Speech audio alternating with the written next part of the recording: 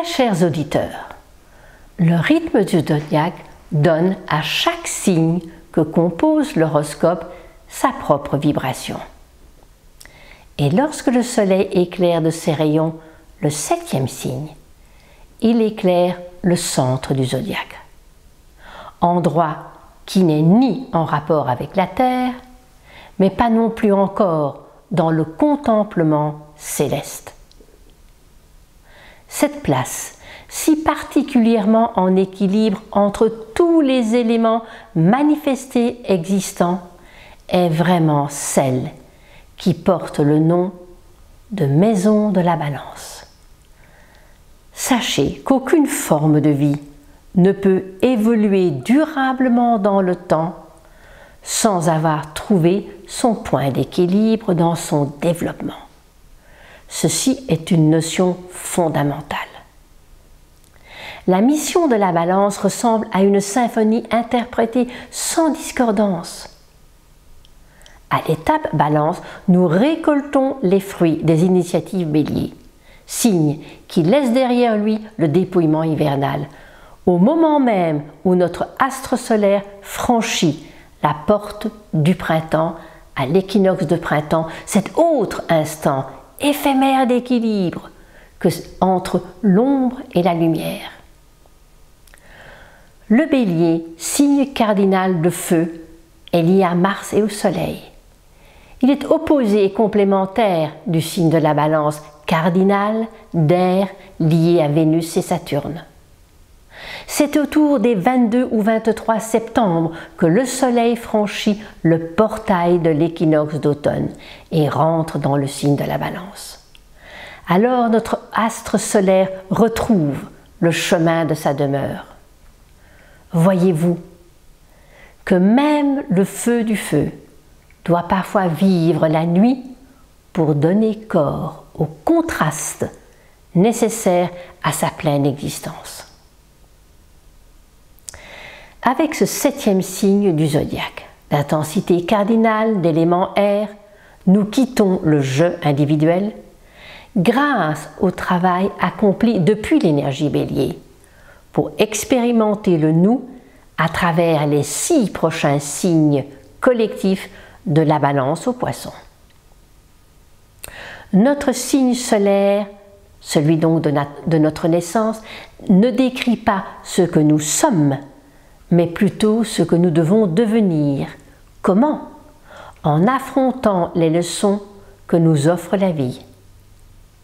La position solaire dans notre horoscope décrit de quelle manière et avec quels atouts ce chemin va se dérouler. Les liens que tissent les aspects entre les planètes de notre carte du ciel renseignent sur la facilité ou la difficulté de ce chemin. On parle souvent de la délicatesse de la Balance, ce signe dont la vocation est de concilier les contraires, à l'instar de la croix ancée égyptienne. La Balance, ce signe fasciné par la beauté, est aussi le point de rencontre de deux émotions où s'affirme le besoin de donner et de recevoir. On dit souvent que la Balance existe grâce au regard des autres, mais elle le devient également par le sentiment qu'elle inspire à l'autre.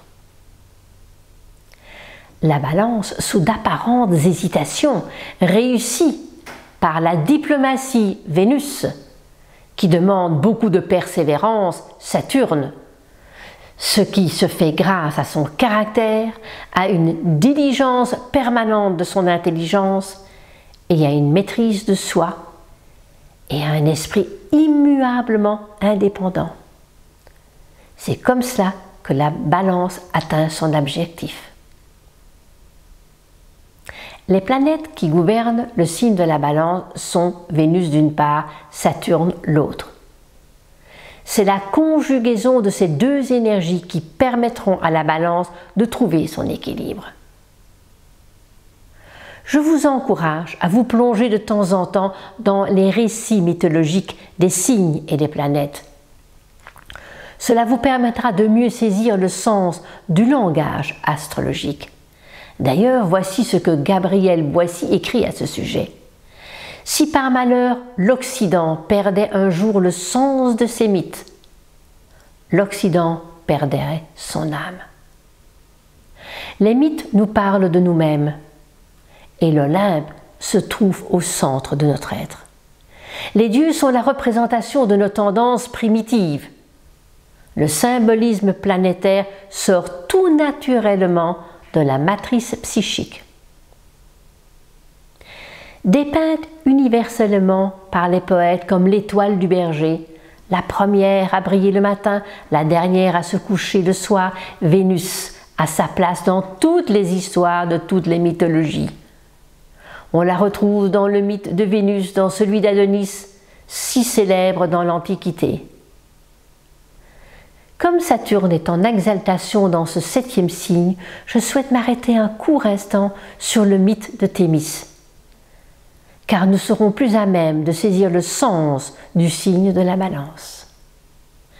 Thémis présidait aux délibérations et au jugement des dieux aux côtés de son époux. Ils eurent 3 fois 3 filles. Les Parques sont les 3 dernières.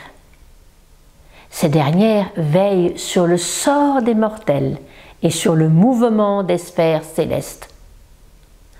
Dans ce mythe, nous voyons bien l'œuvre de Saturne, si important, dans le bon fonctionnement de la Balance. Au point de vue historique, Athènes fut la première ville qui donna l'exemple de la démocratie. On dit que la déesse Athéna offrit à la population d'Athènes l'olivier, cet arbre robuste, sobre et peu exigeant. L'olivier est un des symboles les plus précieux, celui de la paix. Cette paix si chère aux natifs de la Balance. Saturne, à l'image du fléau de la Balance, intervient dans le rite de la pesée des âmes relatée dans la mythologie égyptienne. Dans la conception de cette civilisation, l'amour et la passion pour la vie, Vénus, étaient opposés au spectre de la mort osirienne, Saturne. C'est à Anubis, dieu à la tête de chacal, qui incombait la fonction d'accompagner les âmes devant le juge suprême Osiris, afin que les rites de la psychostasie, pesée des âmes, puissent s'accomplir. L'âme du défunt devait être aussi légère qu'une plume, sinon elle allait rejoindre la région souillée de la mantille, où tout s'efface, où tout se dessèche, cette région de la nuit du feu d'Anouaï. Quelle est la 7e mission d'Hercule pour la maison de la Balance? Capturer le sanglier d'Érimante. Il doit sauver un pays ravagé par ce sanglier, mais doit prendre le temps de manger, lui dit l'instructeur. Quelle leçon pouvons-nous tirer de ce récit? Que ce n'est pas par la séduction et le plaisir, Vénus, que l'on arrive à accomplir sa mission, mais grâce à l'acquisition d'une maîtrise de soi, Saturne. Hercule s'arrête pour des agapes chez son ami, mais perd de vue la finalité de sa mission. Que les difficultés que nous rencontrons réveillent des potentialités latentes décrites par Vénus, mais développées grâce à la force intérieure donnée par Saturne. Le combat qu'Hercule mène contre les centaures et la mort de ses 2 meilleurs amis. Le 3e point est que la miséricorde est accordée à ceux qui cheminent avec sincérité malgré leurs échecs, car ils n'ont pas perdu la motivation intérieure.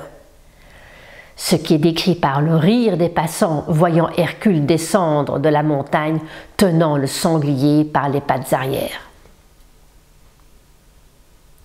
L'enfant Balance est généralement un enfant heureux qui très jeune manifeste le besoin d'amitié et de sympathie. Il est souriant. Sous une apparence de « tout va toujours bien », peut parfois se cacher une profonde insatisfaction lorsque le natif Balance, n'arrive pas à développer les efforts nécessaires pour acquérir et gagner les lauriers de la gloire. C'est la raison pour laquelle il faut éduquer l'enfant Balance, en prenant appui sur son goût du plaisir, mais en l'aidant et en lui donnant les moyens d'atteindre ses objectifs dans les domaines qui lui plaisent. Il faut lui apprendre à choisir, à prendre des décisions. C'est au cours de l'évolution de sa vie que le natif de la Balance va ressentir et va faire le lien entre le plaisir vénusien et se donner les moyens d'acquérir ses objectifs Saturne. La réussite du parcours d'une vie d'un natif Balance passe donc par l'intégration des structures qui permettent de développer la patience et l'endurance nécessaires à cette réussite. La Balance a incontestablement le sens du beau, ce sens qu'incarnent si magnifiquement bien certains acteurs comme Brigitte Bardot, Romy Schneider, Catherine Deneuve, Yves Montand, Galabru, ou certains musiciens, la musique de Verdi, de Franz Liszt, de Gershwin, ou les chansons ou les compositions de Jean-Jacques Goldman. D'autres ont pris l'écriture, Virgile Lamartine, Oscar Wilde, Louis d'Aragon, Mauriac, Elie Wiesel, William Faulkner ou Nietzsche. Ou d'autres encore comme René Fleuriot qui a passé sa vie à rectifier les erreurs judiciaires. Et enfin, comme apôtre de la paix et du juste milieu comme Mahatma Gandhi et Lanza del Vasto.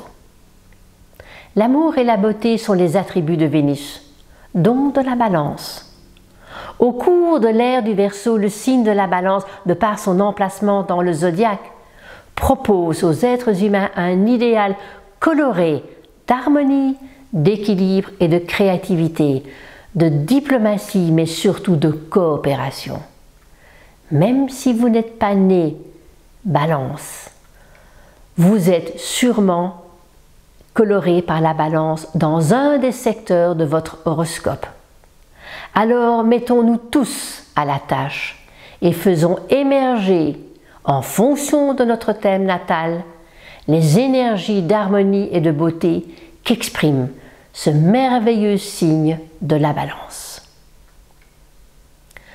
Je vous remercie pour votre attention et je vous retrouverai très prochainement pour évoquer ensemble le 8e signe du zodiaque que l'on nomme Scorpion. Avec toute mon affection et à très bientôt.